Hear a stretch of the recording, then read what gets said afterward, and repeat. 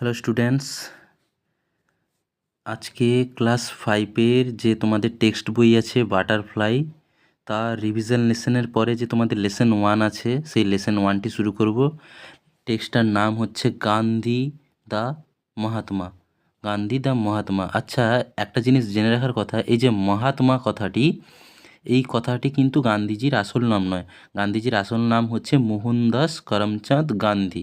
তাকে এই মহাত্মা উপাধিটা বা মহাত্মা উপাধিটা কিন্তু দিয়েছিলেন আমাদের রবীন্দ্রনাথ টেগোর। আজকে তিনি যে কেন তাকে এই মহাত্মা বলা হয় বা তাকে তিনি কেন যে একজন মহান মানুষ, সেইটা আমরা এই টেক্সটের মাধ্যমে জানব। তাহলে আমরা টেক্সটটা পড়ি এবং পড়ে পুরো জিনিসটাকে বোঝার চেষ্টা করি যে তিনি কেন Mahatma.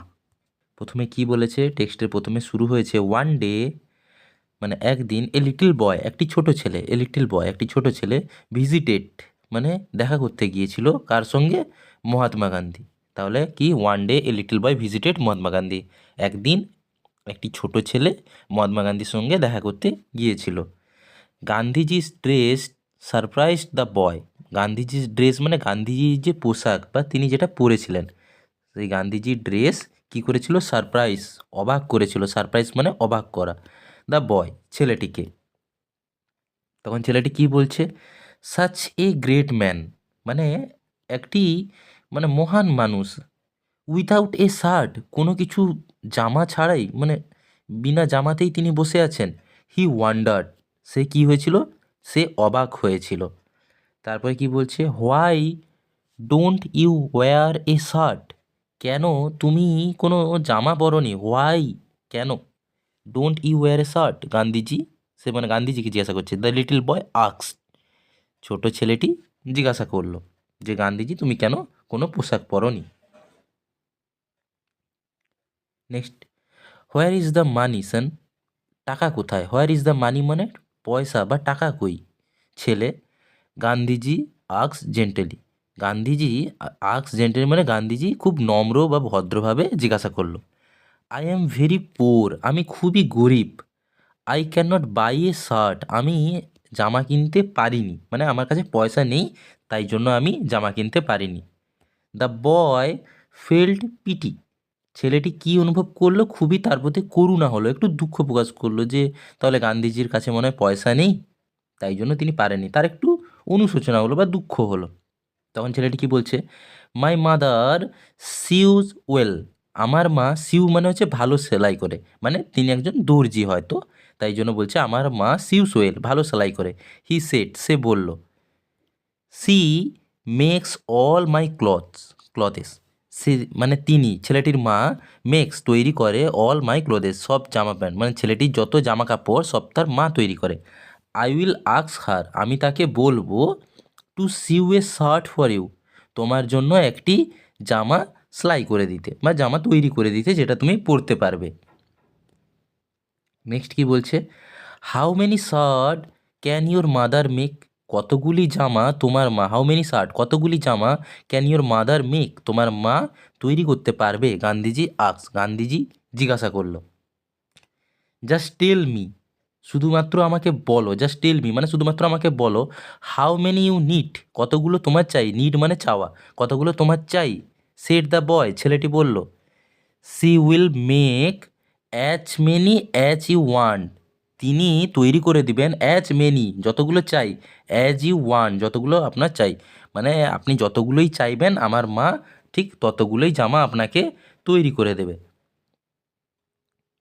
Next, Gandhiji thought for a moment, Gandhiji thought, ভাবলেন, ফর এ মোমেন্ট, কিছুক্ষণের জন্য। গান্ধীজি দেন হি সেড, তারপর তিনি বললেন কি? I have a very large family, আমার একটি খুবই বড় পরিবার আছে। সন, ছেলে। I have 40 crore brothers and sister, আমার কত? 40 কোটি ভাই বোন আছে। তখন ভারতের গণনার জনসংখ্যার দিক থেকেই তিনি বলেছিলেন যে আমার প্রায় 40 কোটি ভাই বোন আছে, ভারতে যতজন আছে সবাই তো গান্ধীজি সবাইকেই ভাই বোন হিসাবে দেখতেন, তাই তিনি বললেন যে আমার 40 কোটি ভাই বোন আছে।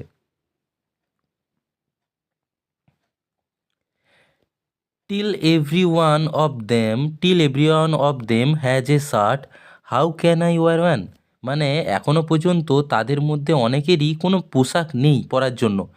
How can I wear one, আমি কিভাবে ওয়্যার মানে পরা, ওয়ান একটি পরতে পারি, মানে আমার ভাই বোনেদের তো জামা নেই বলতে গেলে, অনেকেই গরিব দুঃখী আছে, তো তাদের বাদ দিয়ে আমি কিভাবে পরতে পারি। গান্ধীজি জিজ্ঞাসা করলো বা তাকে বললেন যে আমার ভাই বোনেদের জামা যদি না থাকে আমি দাদা হয়ে কিভাবে সেই জামা প্যান্ট পরতে পারি। The reply surprise the boy, এই যে এই উত্তরটা এটা সারপ্রাইজ করেছিল, মানে অবাক করেছিল কাকে, ছেলেটিকে, দ্য বয় ছেলেটিকে। 40 crore ব্রাদার্স অ্যান্ড সিস্টার, 40 কোটি ভাই ও বোন। গান্ধীজি ওয়াজ রাইট, গান্ধীজি কিন্তু ঠিক ছিলেন। গান্ধীজি ঠিক ছিলেন। আফটার অল, যদিও গান্ধীজি ফেল্ড মানে ফিল থেকে ফেল্ড হয়েছে। গান্ধীজি মনে করতেন অল দ্য পিপল মানে যত মানুষ আছে অফ ইন্ডিয়া ভারতের, ওয়ার হিজ ফ্যামিলি, সবাই ছিল কি তার পরিবারের মেম্বার্স, মানে একটা পরিবারের সদস্য, সবাইকেই তিনি নিজের পরিবারের সদস্য বলে মনে করতেন। নেক্সট বলছে Gandhiji visited different places. Gandhiji কী করতেন, ভিজিটেড বা যেতেন কোথায়, ডিফারেন্ট প্লেসেস বিভিন্ন জায়গা, টু কালেক্ট কী করতে, সংগ্রহ করতে, ফান্ডস মানে হচ্ছে টাকা বা তহবিল, ফর ইন্ডিয়াস ফ্রিডম স্ট্রাগল, কিসের জন্য না, এই যে স্বাধীনতা সংগ্রামের জন্য যে টাকার প্রয়োজন সেগুলো সংগ্রহ করার জন্য, কালেক্ট করার জন্য তিনি বিভিন্ন জায়গায় যেতেন। ওয়ান্স হি ভিজিটেড উড়িষ্যা, একদা তিনি কোথায় গিয়েছিলেন, ভিজিটেড উড়িষ্যাতে তিনি গিয়েছিলেন এই তহবিল সংগ্রহের জন্য। দেয়ার সেখানে হি মেট, তিনি মানে মিট থেকে মেট হয়েছে পাস্ট টেন্স, পরিচয় করেছিলেন বা তিনি মানে দেখা করেছিলেন কার সঙ্গে, অ্যান ওল্ড ওমেন, একজন বৃদ্ধ মহিলার সঙ্গে।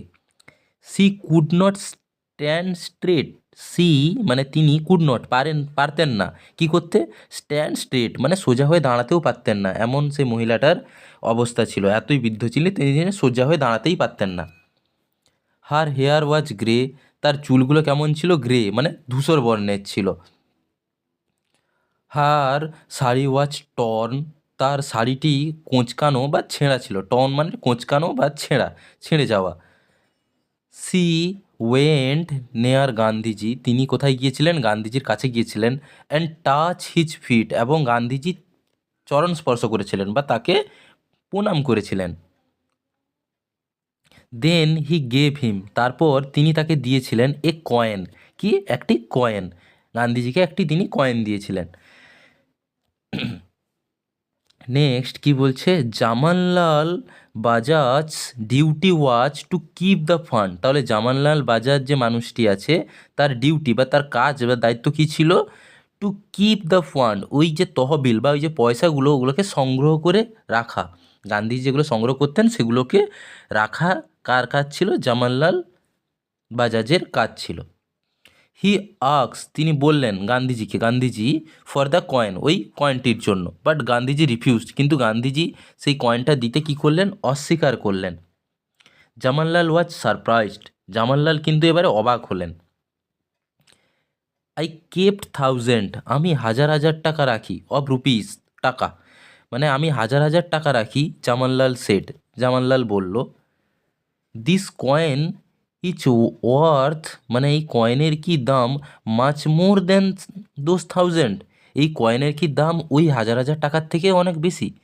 গান্ধীজি টোল্ড হিম, গান্ধীজি তাকে বললো যে তুমি হয়তো হাজার হাজার টাকা রাখতে পারো কিন্তু এই কয়েনটার দাম ওই হাজার হাজার টাকার থেকেও অনেক বেশি। If a man has lakhs, যদি একটা মানুষের কাছে লাখ থাকে, he can give a thousand, সে সেখান থেকে 1000 দিতে পারে, অর টু অর বা 2000 দিতে পারে। বাট দিস কয়েন, কিন্তু এই কয়েনটা, ওয়াচ ছিল, পারহ্যাপস অল সি হ্যাড, সম্ভবত তার কাছে এটাই শেষ সম্বল ছিল, মানে এই পয়সাটাই ওই বৃদ্ধা মহিলার কাছেই মনে হয় শেষ ছিল, আর কিছুই ছিল না। হোয়াট এ গ্রেট স্যাক্রিফাইস, মানে কি একটি মহান আত্মত্যাগ, স্যাক্রিফাইস মানে ত্যাগ, মানে ভারত স্বাধীন হওয়ার জন্য যে মানুষ এভাবে গান্ধীজিকে সাহায্য করেছিলেন, গান্ধীজি এটা ভেবেই অবাক হয়ে গেলেন যে ভারত যাতে স্বাধীন হতে পারে সেই জন্য ওই ভদ্রমহিলা নিজের জন্য কী ত্যাগ করলেন, যে তার ওই যে লাস্ট সম্বলটুকু, লাস্ট আধুলি বা ওই কয়েনটুকু, সেটা তিনি স্বাধীনতার কাজে যাতে লাগতে পারে সেই জন্য কী করলেন, গান্ধীজিকে দিয়ে গেলেন। সো তাই জন্য আই ভ্যালু দিস কয়েন, আমি কি করি সেই মানে কয়েনটার গুরুত্ব বুঝি, মোর দেন, কত মানে অনেক, তার থেকে অনেক বেশি, কার থেকে, 1 করোড় রুপিস, 1 কোটি টাকার থেকে। মানে গান্ধীজি বলছেন যে এই কয়েনটার মূল্য কিন্তু ওই 1 কোটি টাকার থেকে অনেক বেশি। গান্ধীজি এক্সপ্লেন, গান্ধীজি কী করলেন, এটাকে বোঝালেন বা ব্যাখ্যা করলেন। হি kept the coin with him for ever, তারপর থেকে তিনি কি করলেন, সেই মুদ্রাটিকে রেখেছিলেন ফর উইথ হিম, তার নিজের সঙ্গে, ফর এভার, সব সময়ের জন্য বা সারা জীবনের জন্যই তিনি সেই কয়েনটিকে রেখেছিলেন নিজের কাছেই। Thoughts of love, piece and equality field Gandhiji's work. Thoughts of love, equality, piece, equality field Gandhiji's work, মানে কি, এই যে থটস অফ লাভ মানে প্রেম বা প্রেমের চিন্তা, থটস চিন্তা, অফ লাভ ভালোবাসার বা প্রেমের, তারপরে কি বলছে, পিস শান্তি, ইকুয়ালিটি, ইকুয়ালিটি মানে হচ্ছে সাম্য বা সমতা, একই জিনিস, সমান, সবার সমান অধিকার। ফিল্ড গান্ধীজিস ওয়ার্ক, গান্ধীজির কাজের মধ্যে কী হতো, এই সবগুলি দেখা যেত বা এগুলি খুঁজে পাওয়া যেত গান্ধীজির কাজের মধ্যে।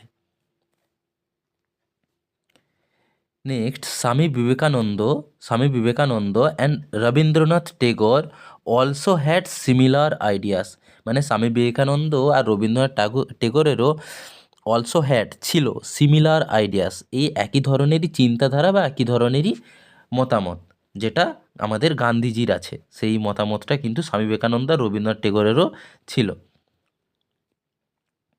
Swami Vivekananda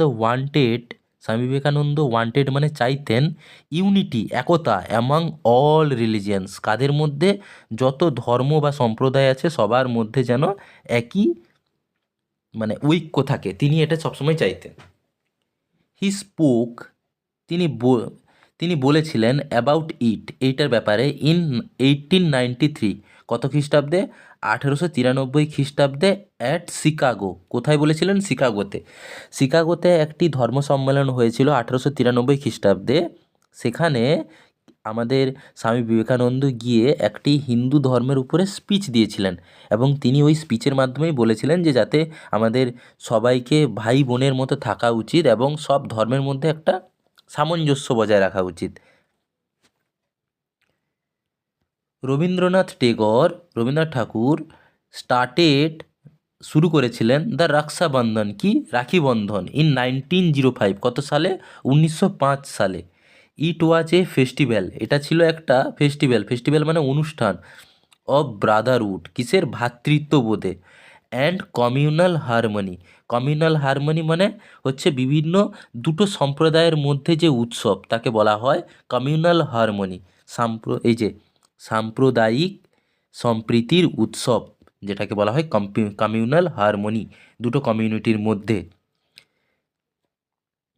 this three great man, এই যে তিনজন বিখ্যাত মানুষ, হ্যাভ বিকাম, কি হয়েছিল, পরিণত হয়েছিল, কি, immortal, Amar, for their thoughts, তাদের চিন্তার জন্য, অ্যান্ড ওয়ার্কসেস, এবং কাজের জন্য। তাহলে এই তিন মহাপুরুষ বা গ্রেট ম্যান, মহাপুরুষ, তাদের চিন্তা এবং তাদের কাজের জন্য কি অমর হয়ে আছেন, কে কে, স্বামী বিবেকানন্দ, রবীন্দ্রনাথ টেগোর, আরেকজন হচ্ছে আমাদের মহাত্মা গান্ধী।